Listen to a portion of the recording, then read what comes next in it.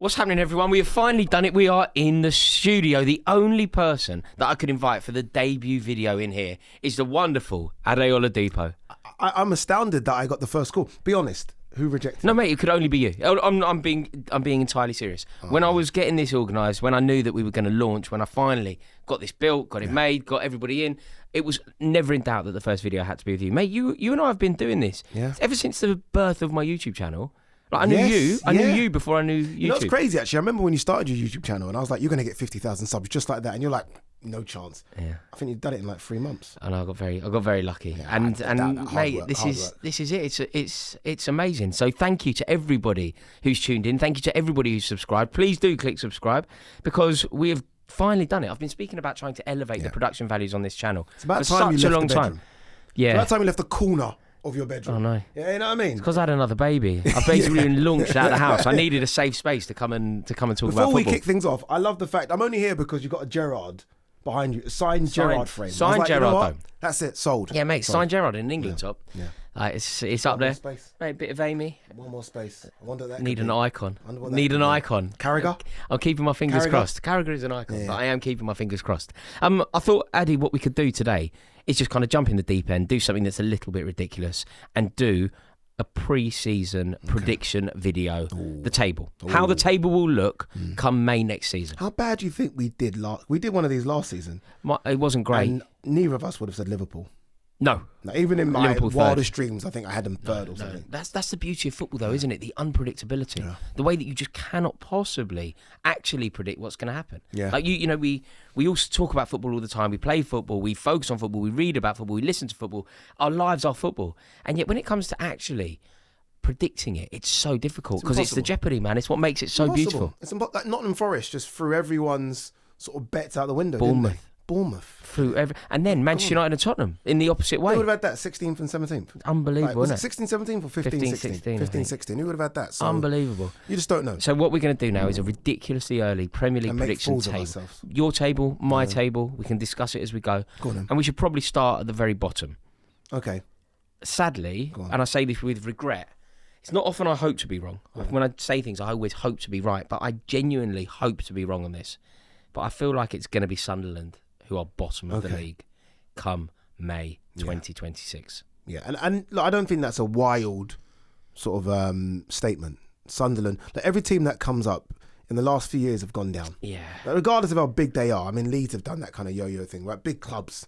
So as much as you're saying you don't want it to happen because you want only big clubs in the Premier League because you're that kind of person for some reason, Sunderland will get relegated. They will. They've sold their midfield maestro as well. And they've been promoted too early. Like I don't think they went into the season expecting promotion, and they certainly, by the time that they got into the playoffs, like they finished how far behind Sheffield United? Yeah. You know, and I felt like whoever won that playoff tie was going to struggle. Yeah. And the fact that it was kind of the underdog going into it. You know, I wanted Coventry to come up. It wasn't Coventry. Then I wanted Sunderland. Sunderland had done it. But young side like as well. Both. Really young side. Whoever came up via the playoffs were going to be in trouble. And I don't care if you spend 150 million, and we've seen teams try and do that. The gap's too big. It's too big. The gap's too big. To do it in one. To do it like, maybe they could go, come up, go back, come up again, maybe. Maybe learn from it. Sort of promotion to promotion and sort of Ipswich. Yeah, it's just too difficult. It's too big. Yeah, it's too big. So I've gone Sunderland to be bottom, and you've gone Sunderland to be bottom. I've gone Sunderland to be bottom as well. Okay, so we're in agreement so far. Yeah. We just and by don't the way, give them any hope. That's going to happen. Do you feel like that's a banker? Banker, relegation. Relegation banker. Yeah, I mean, clip that. I think you're probably correct. I hope you're wrong, but I think you're probably correct. Okay. What about in terms of who finishes 19th? Who have you gone for? Burnley. You've gone for Burnley 19th. Scott Parker's Burnley. Yeah, we're in agreement here. Well, by the way. They got relegated under Vincent Kompany. It's the same players. Yeah, same players and a manager who's been relegated from the Premier League. There is one reason why I think that they have a chance. And you know, a lot of the time in the Championship, teams that come up are often the most expansive. They score the most goals. They're attacking and incisive. Okay. So we again. This team have come up, like the reason that they've succeeded in the Championship is because they have a rugged defence. Yeah. They are robust. They are resilient. What they don't have to do is completely redefine the way that they play in order to succeed in the Premier League. They need to goals score. Could be a problem. There's going to be a time when teams are coming to Turf Moor and they've got to win those games. They're going to look at we've got to beat Brentford. Brentford are coming. We've got to try and nick something of Fulham. Fulham are coming. and they're not going to get 3 points because they don't score. They might get a point because they don't concede, but they haven't got a goal scorer. So, Burnley. Can't see it for Burnley. No chance. I like Scott Parker. I would like him to do well. I like him. So do I. And I rate him as a manager. He was heavily linked with the Spurs job. I know. Yeah. Well, I know. But you see, if he takes Burnley down, that doesn't necessarily paint him in a negative colour. They're not good enough to stay up. No. Again, Vincent Kompany won the Bundesliga, having exactly. taken Burnley down. So, exactly. But it doesn't help him because there's a few times now where Scott Parker's been in this situation. Yeah. He kind of needs to have a good season. He needs to have a good Premier League season. Or is he a championship or manager that manages somewhere in Europe? Yeah. I'm going to surprise you now. Go on. The third team to go down next season is Brentford. Not surprised. Oh, really? Yeah, in agreement. No. We haven't got the same bottom three. Brentford, we have. I can't believe we have Brentford are gone. Do you know, I was toying between Brentford and Wolves. Because I feel like Leeds are going to survive. Obviously, you know that. I feel like Leeds are going to survive. Wolves a good shout. I couldn't tell whether it would be Brentford or Wolves, or potentially Bournemouth, the way that their squad has been ripped apart. Yeah. So Bournemouth have got a really good manager. They have. In Iraola. Although I think he would have known that Huijsen's going, he would have known that Kirkus is going, and he's probably got reinforcements in Spain somewhere waiting to hop on a plane. But Brentford, I mean, you lose Thomas Frank, you lose Mbeumo. And then you're talking about potentially losing Visser, like Norgard. It's becoming problematic. It's painful. And also, like, Thomas Frank was... I can't really think of an example. Maybe you could say Pep Guardiola at Man City. Maybe Klopp when he was at Liverpool. But, you know, when the manager is the club... Yeah. Like the manager's powers at the club are so captivating for everybody in the... I don't even think you can compare it to Guardiola or Klopp because those clubs are so big. Yeah. When you're a manager of Brentford fans, a smaller club, you are literally the gaffer. Yeah. You're the chairman. Yeah, almost. he was everything, wasn't he? You make the public all the face signings, of the club, yeah. everything. Literally, you're that guy. Now you've gone and talking about Keith Andrews. I know. Who's been turned down for jobs in League One. Do you know what I can believe? Like everybody's focusing on the fact that he was like the set piece coach. You're like, the set piece coach, should he get the job? And you're like, probably not. But the thing that I think is a stark worry for Brentford fans, Thomas Frank took the kitchen sink with him to Tottenham. The only thing he didn't take was Keith Andrews. Like that's mental. Yeah, that's like the crazy. Only thing that he didn't take. That's like when you leave your house and leave the bed. Well, I don't want the bed. Yeah. I'm going to buy a new bed. I'm going to buy a new bed. Doesn't fit my room. Doesn't fit my new house. Isn't my colour scheme. So no, I think that Brentford are done. Yeah, it's a shame. Is it? It's a shame. Is it? A shame. You know what? Yeah, it is because they produce good players. Over the years, they produce really good players. They've had a great ride of it. Yeah. They've had a great ride of it. So after that, and like I just touched on there, so I've gone Brentford to go down now. Surviving by the skin of their teeth, I said Wolverhampton Wanderers. Yeah, okay, that's yours. Yeah, I mean, and they could go. Yeah. You know, they could go. So I've gone Wolves to just survive. Who have you gone? I've gone Leeds. Leeds to just survive. Yeah, just to survive Leeds. Okay. Which I'm probably going to change around in my head now, but yeah, I've gone Leeds just to survive. I like the idea. I mean, I obviously think they survive as well. Why have you gone for them to survive? Because I thought it's very unlikely that both of us would have said they survive. I thought Leeds were going to get relegated in my head until Brentford happened. Yeah. So I was going to go for the three teams that came up with the three teams that are going to go down because the last couple of seasons have shown us that that's how it is. But because Brentford have done what they've done and gutted the squad, I think Leeds have just got enough. And they've got enough money now. Obviously, look, American-owned, big money in America. Yeah. 49ers, isn't it? Club. People want to go to Leeds. Yeah, players will want to go Leeds. So I think Leeds will have just enough.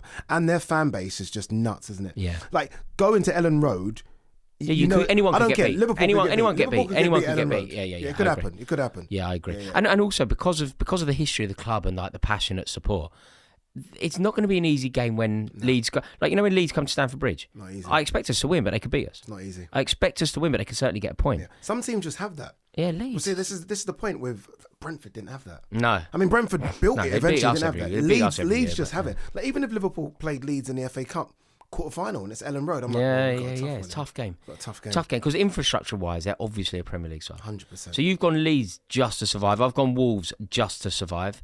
Beyond that, I have gone for... This is slightly controversial. So I've gone Leeds, Wolves survive, Leeds survive. In 15th, West Ham United. This is totally based upon the limitations of Graham Potter. Okay. What do you reckon? West Ham United to finish 15th, which would be a terrible season for them. It would be, but I mean, they've got problems ahead. Kudus looks like he could be going. Spurs, potentially. So this is obviously, we're doing this early, guys. I'm getting to this camera. We're doing this early. A lot could happen, but Kudus looks like he could be going. Paquetá, I'm hearing, could be a lifetime ban. Yeah. So if they lose that, that's their midfield. Yeah. Yeah. So, and also they've got a manager who just isn't at all in keeping with their club. Yeah. Like, you know, when you think about what West Ham fans want out of their team, out of their manager, out of their players, the people that represent them, it's so not Graham Potter. No. Like, think about the players that they love. Yeah. They love Mark Noble, geezer. They love Paolo Di Canio, geezer. Yeah. They love Cotton Cole, geezer. Yeah. They're just not going to resonate with Graham Potter. He's not not going to enough chime to with get the it. respect from a lot of the players either. No. Let's be honest. I mean, this is where his Brighton sides are always just flirting around relegation. Then De Zerbi came and it's like, oh, 1 second, so we can actually do something. All right, fair. I've gone Wolves. You've gone Wolves. I've gone Wolves in that spot. Okay. Yeah, I think. So you think Wolves finished 15th? I think Wolves finished 15th. Yeah. Okay. Yeah. No, I think Wolves finished 16th. Oh, Wolves 16th. Wolves sorry. 16th for me. Okay. The Cunha one's massive.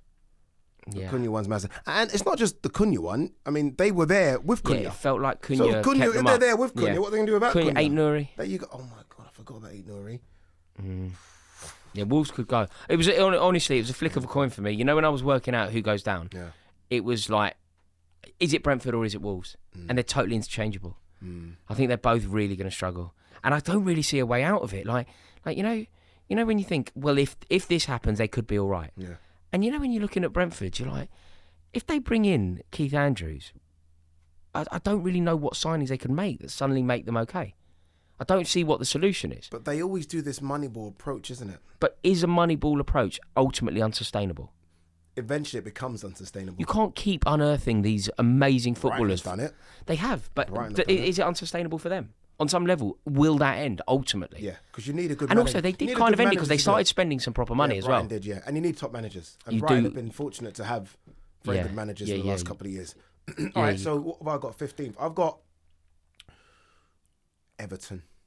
Okay, that's not you're not seeing Everton having a particularly good year. I was thinking the new stadium's hard. That's the issue for me. Yeah, that's the issue. It's the new stadium. So look, I think David Moyes has gone in. He's done a good job, almost under no pressure though. Yeah, he's gone in because it was so bad. I mean, getting a point was good. Yeah, you know what I mean. Yeah, they've got no strikers. I mean, Dominic Calvert-Lewin. I don't know. But I think the expectation levels of the club will rise. So when he went in there, but the expectation was on the floor. But you're not playing Everton. You're almost playing at a neutral ground. Going to this new stadium. It is hard. Do you remember when Arsenal first went into their new ground? They struggled, didn't they? They badly at the end. Was it Agbon Lahore?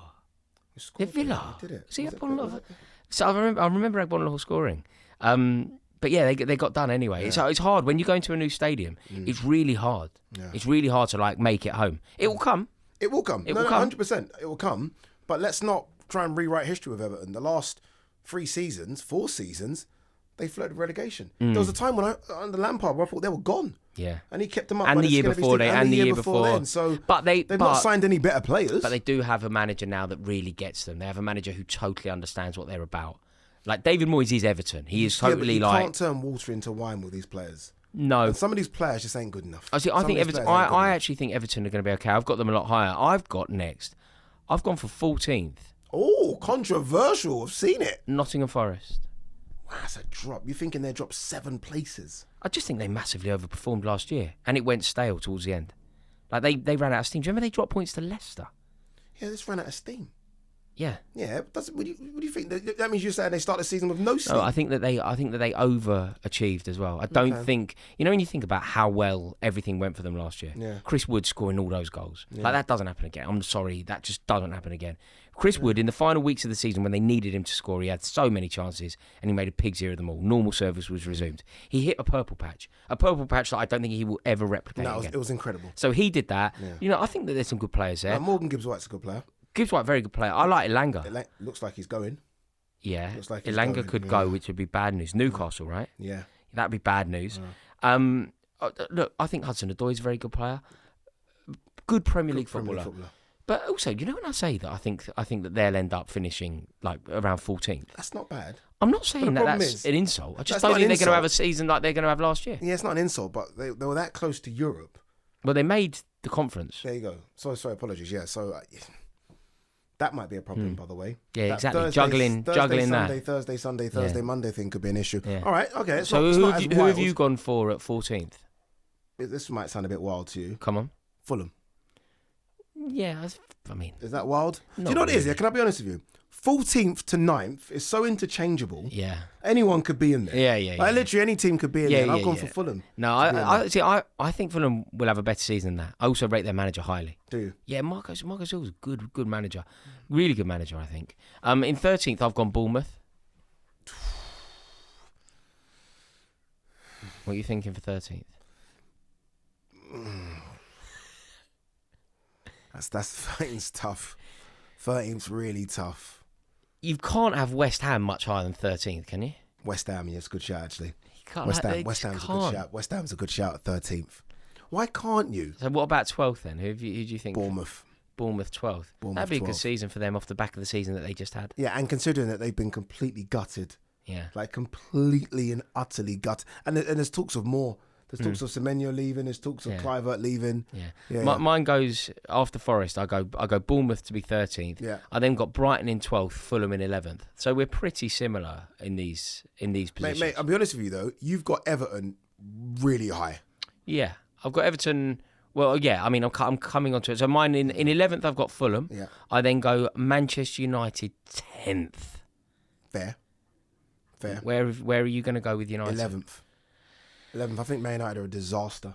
In fact, I've been kind to them. I think Man United are an absolute disgrace. So you go Manchester United in 11th? Man United 11th, yeah. I think they're a disgrace. Yeah, I mean, I just think that is about the best that they can hope for. Yeah. Like, I could see it going wrong with Ruben Amorim. I really can. Like, he could potentially be sacked, couldn't he, at some point? Honestly, it's so bad. And I mean, but we have to factor in Cunha and Mbeumo. We have to, at one stage, have to factor in that they've added 50 goals to their squad. Which is why I've put them 4 places higher than they finished. I'm giving them that. I do admit that the signings are good. Yeah. Like, Premier League proven footballers is such a good strategy. It's such an intelligent way for them to approach the transfer window. Yeah. So I think that from them could be their saving grace. But I can't see them finishing. I just can't see them picking up points on a regular enough basis. So many players in that Manchester United team that are not good enough to play for the club. And they're stuck with them. Like, because they're not going to go anywhere. Because they're all on big contracts. They're never going to get the money. They can't get rid of them. Like Luke Shaw's going to go nowhere. Because he's on a massive contract. Ugarte. You know what, pre-season really... Onana. Oh, yeah. You don't rate Ugarte? No. Okay, fair. No. Casemiro's still there. Casemiro's on 350 grand a week. Can't get rid of him. Yeah, there's so many players. Harry Maguire's starting for Man United. Like, Onana's starting for Man United. Johnny Evans only just retired. He would have bloody stayed on. I know. And there's just not enough quality. So I've gone for Manchester United in 10th. You've gone for them in 11th. Yeah. So Ad, who have you gone for in 10th then? Crystal Palace. So Palace just above Man United. Palace just above United. They've got European football as a... they should have European football. Yeah. Right? My only worry with Palace... I was going to have Palace a bit higher than that. My only worry with Palace is Gahey, the captain, going. Yeah. That's my only worry. You're not just losing one of the best centre-backs in the league, you're losing your captain. Yeah. And I mean, that's a problem. You say one of the best centre-backs in the league, that's undoubted now, isn't it? Yeah. It's like, he's England's best centre-half by a mile. It could be top 5 centre-backs in the league. Have I gone too far? No, I think look at the obvious ones of Van Dijk, Saliba. I mean... Van Dijk, Saliba, some would say Konate, but you could debate that. Yeah. Some would say... Ruben Diaz. Yeah. Gabriel. Yeah, but no, he's in up there, that conversation. 5, yeah, he's in that conversation. Top 5 centre halves in the league. Obviously, Milenkovic at Forest had a very good season. Very good season. But I think Gahey is comparable to the very best in the league. I do. Very good player. I certainly do. Who have you got then? I've gone for Everton in 9th. Wow. Well, wow. At 9th isn't. Is there a drink here? No. I know we're in a pub. Is there a drink here? No, I think Everton in 9th is about right because I know that it's hard to go to a new stadium. But let's just say it goes well. Okay. That could galvanise them. They've got the man in charge that they want, which is huge. The fans are going to be more buoyant, more up for it, like looking forward to a season with this new stadium than they have been for recent years, under Dyche and whatever else. There'll be more of them in the stadium. I just think that they could be inspired by it. See, everything you've said everything there from talking about the players. Every other club you've mentioned a player or players. You've talked about the stadium and Moisey. Do you not think that... That means you know they haven't got good enough players. They haven't got good enough players, but I do think that the players that they've got are probably what? They're a top 10 team, are they? Top 12? Dwight McNeil is their superstar player. Dominic Calvert-Lewin. No, not him. No, not him. I mean, Branthwaite's the one, isn't it? They got him. And Pickford. They've got a good goalkeeper, got a good centre-back. So maybe the spine might be... Yeah, I just think that they'll be resilient. Yeah, they're not going to lose a lot of games under Moyes, and I think the way that Moyes likes to set them up, they have a good go. Like, when Man United go there, they have a go at them. When Chelsea go there, they have a go. Yeah, fair. It won't be like Dyche, where they were a little bit cowardly. Fair. So I've gone for Everton. What about you? Who have you got in 9th? Forest. Nottingham Forest 9th? Forest 9th. Okay, so you see a little bit of a drop-off. I see a drop, but you think that they're going to maintain pretty much? I think they've got a good squad. And I know for a fact they're making signings. They're going for a couple of players that I saw at the Club World Cup. I think Forest will be all right. Do you? I really do. Like, look, if Elanga goes, fair. But they've still got a good squad of players. Okay. You're just hoping or thinking that everyone had just sort of crazy seasons that they can't repeat. Yeah, I think there's a chance. I think there's a chance that that's happened. Certainly with their goal scorer. Chris Wood doesn't score that volume. A few goals. He did score for Burnley a few times. I think you're looking at the volume. You're looking at the Newcastle season as like just crazy. Also, his drop off at the end of the season. When the pressure was on, and they needed him to play. Fair. Right now, this is where it gets. Where it gets juicy. Let's get into it. Right. It's the big boys. Okay. Right. 8th. Who's your 8th? My 8th, Brighton. Okay. Solid team, aren't they? Just a solid team. Yeah. Good manager. Yeah. I've got Brighton much lower than you. What have you got? I've had Brighton down in 12th, didn't I? I've got Brighton much lower. Look, you and I. This is one where we're poles apart, though. Fair. No, I'll be honest with you. 8th to 12th in the league is going to be 6 points. I've got going to be 6 big points. gap for Brighton. Do you know who I've got? I've got their rivals in 8th. Palace. I think Palace can have a great season. I don't think they can do it because of Europe. I think they'll be inspired by Europe. I think they'll be invigorated by Europe. I didn't have them that far down. I think they'll be invigorated by Europe. I think this is the best Palace have ever had it. This is a fantastic team that they've got. Mate, dude, players like Gahey and Wharton. Might be their best ever manager. At least in Premier League era. Well, it's their best ever season. Could be their best Gahey, their most successful ever captain. Yeah. Wharton, one of their best ever midfielders. Yeah, Mateta's a really good striker. Mate, Sarr. Sarr. I like that fellow at the back's brilliant. Lacroix. Yeah, fair play. Good team. I've gone Palace in 8th, and it could have been higher. Annoying. No. It could have been higher because I've got Tottenham above them, and that don't know what I'm doing there really. Yeah. I just think that they're doing everything that Daniel Levy has done at the club overall. I understand why Tottenham fans dislike him. I understand why there are protests, and I totally empathise with Tottenham fans regarding his tenure at the club in its entirety. Yeah. But just because it's been wrong on many, many occasions, annoyingly, I feel like, in my opinion at least, he's got it spot on. I think he's got it right. Everything that they've done since they won that European tournament, they got right. I think they've got it right. Sacking the manager, I know it didn't necessarily go down well with Tottenham fans. I know that some Tottenham fans were heartbroken and loved Postecoglou, felt like he deserved an opportunity. But if you remove the emotion, Daniel Levy made the correct decision. Yeah. That was a woeful Tottenham team. It was a woeful Tottenham season that happened to somehow become the best that they've had in 40 years. Yeah, look, I think Thomas Frank's a solid manager. Solid appointment. Is he an elite manager? No. But he's a solid manager with principles.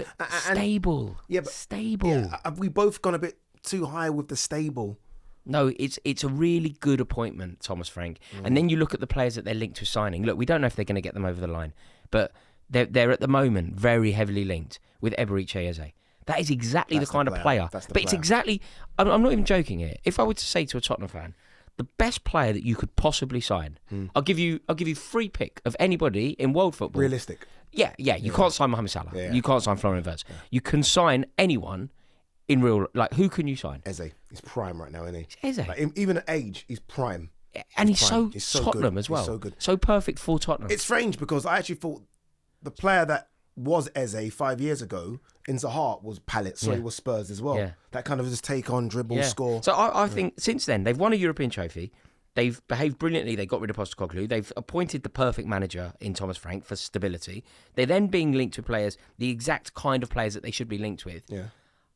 How can I not say that they're going to have a good season? Everything that they're doing suggests that they're going to have a good season. The only reason they might not is because it's Tottenham and they flatter to deceive. Let's be honest as well. I mean, last season was just an abomination. Yeah.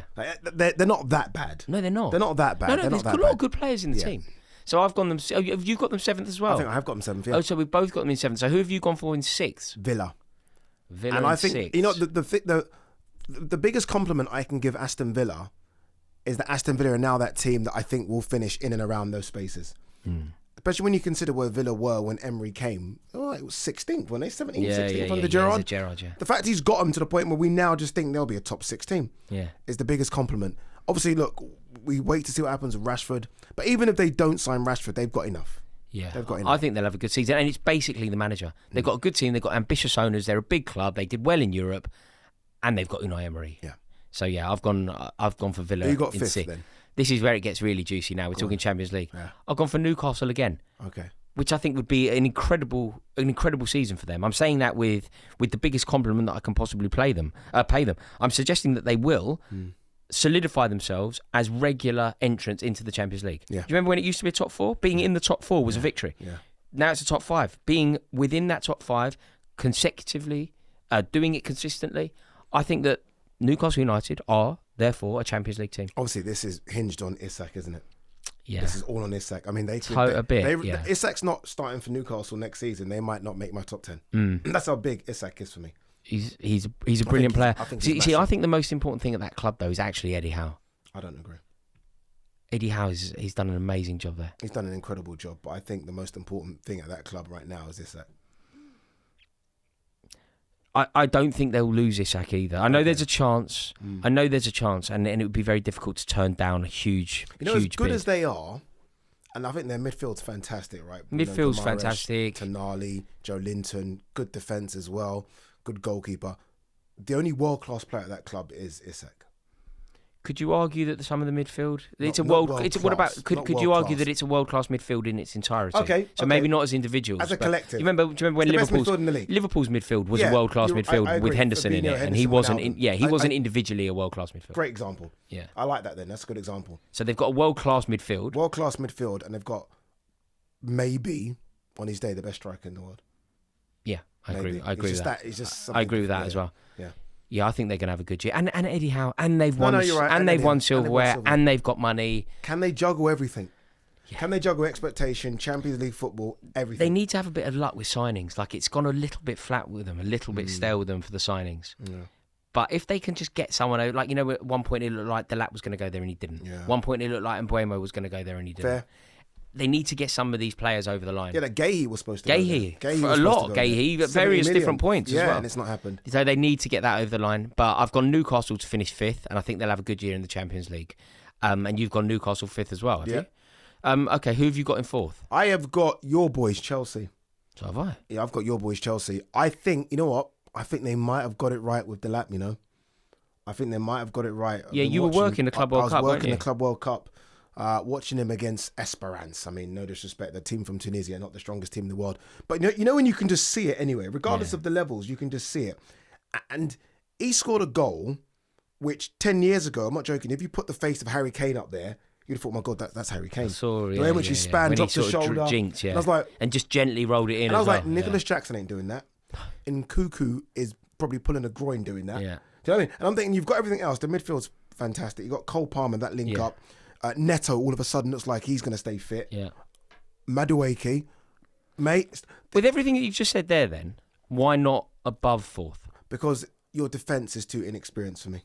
Yeah. You know, I was watching Thiago Silva and I was thinking, I'd have him back just to marshal it. What was he playing in the Club World Cup? He's playing the Club World Cup for, I think, Palmeiras or one of those. Was he? Yeah, he's one of those. I love him. And he's still controlling it. And I was looking at your back line, I was like, Badiashile, Tosin, Colwill. Yeah.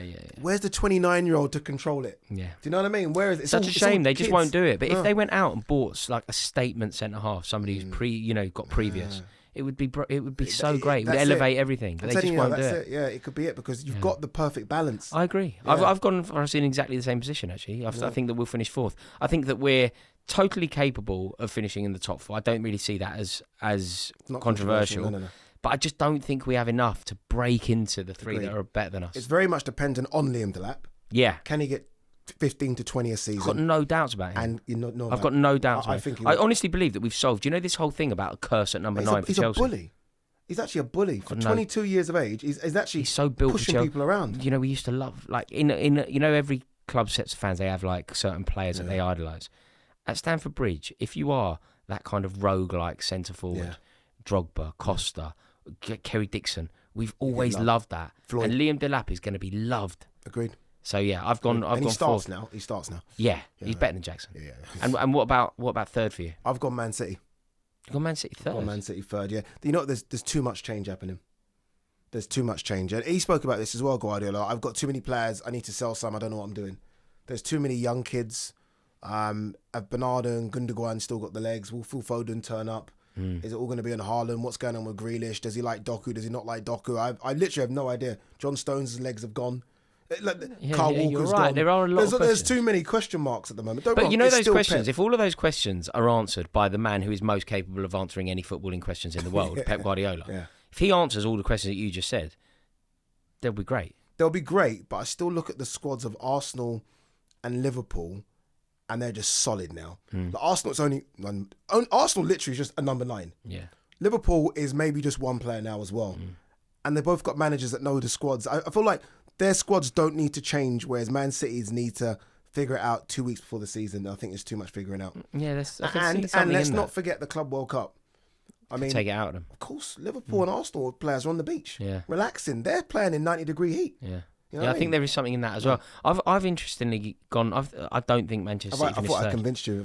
No, you did actually. You made a good case. But the only thing is that you made such a strong case that if you are correct, I'm surprised that you got them in third. It's Pep. Yeah, it's Pep, mate. Yeah, they were awful last season. And they still got there, didn't they? I'm like, how did they? When did this happen? Yeah. Remember that time when they didn't win a game in 10? Yeah, and I think it was like 9 out of 11. They 9 out of 11. There you go. Still finished first. Still get there. So yeah, I've gone for Arsenal in third. I've tipped Arsenal to win the league. I've tipped 2 seasons in a row. 2 seasons in a row. I've constantly felt like they were capable of doing it, and I now think that they might have missed the boat. Their year to win it was either last year when Liverpool won it, or the year before when they were, certainly for a period of the season, the best team in the country. Yeah. Do you remember off the back of, they all went to Dubai, and then from January to the end of the season, they were brilliant. They lost to Aston Villa at their home ground. But they were brilliant. Honestly, they were and if you can be that good, I think ultimately they lost the league. I think they lost to West Ham at home or Fulham away, something like that. Both, in fact.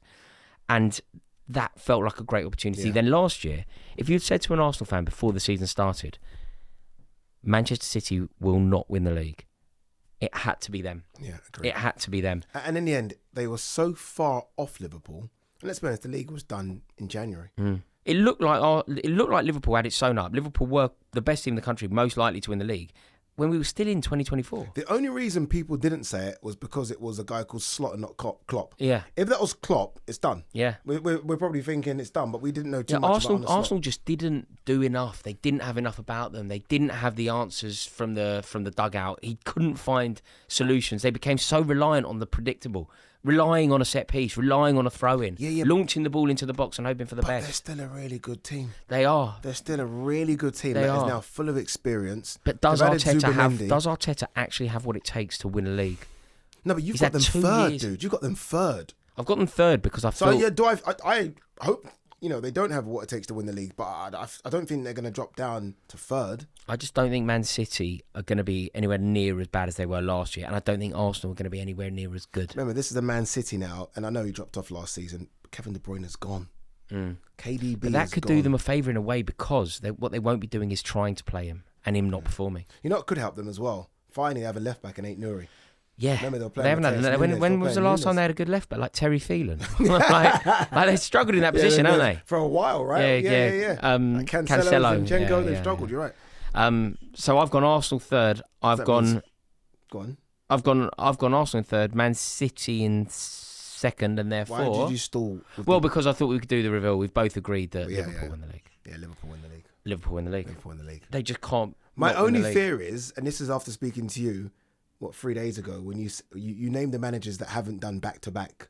I'm like, Wenger hasn't done back to back. Wenger never retained a league. Conte never retained a league. Ancelotti never retained a league. I mean, the only managers that have, obviously, Mourinho, Fergie. And Pep. Yeah, it's not easy. It's not easy to do. But I look at the reinforcements. My only fear with Liverpool is it too many changes? No. Liverpool are simply unstoppable this season. Stop this. Stop this. I hate when you do this. I can only say what I genuinely think and the way that I see it. When I talk about football, I basically just say what I see, present my opinion. Yeah. Sometimes I go a little bit far and present my opinion as a fact. Yeah. And that's not fact, it's an opinion. But when you think that Liverpool are the best team in the country, they were the best team in the country by a distance. Yeah. They've got all of the ingredients that you need. They've got that young, ferocious side within the squad. Yep. They've got that local lad within the squad, something like Curtis Jones, real scouse, really gets it, which is very important. They've then got the icons within the squad. Mohamed Salah is an icon, a Premier League icon. What's Liverpool. good as well for Liverpool with the icons, i.e. Virgil, Alisson and Salah. Normally the icons are kind of faded out and you're just keeping them around because they're icons. They're peak. They're our best players. Peak, yeah. They're our best peak. players. Those three are our best. Yeah, they're at their peak. Yeah. And then obviously as a club, as a fan base, the feeling is good. The vibes are good. There feels like there's harmony. There's expectation from the COP. There's support from the COP. And then you're signing players. You're signing players that are the best. Like the best transfer that will happen this year is Florian Wirtz. Yeah. You've then immediately solved the problem, partly before the problem even exists in Frimpong. Yeah. You've done exactly the same over on the other side with Kirkes, we assume. Yeah.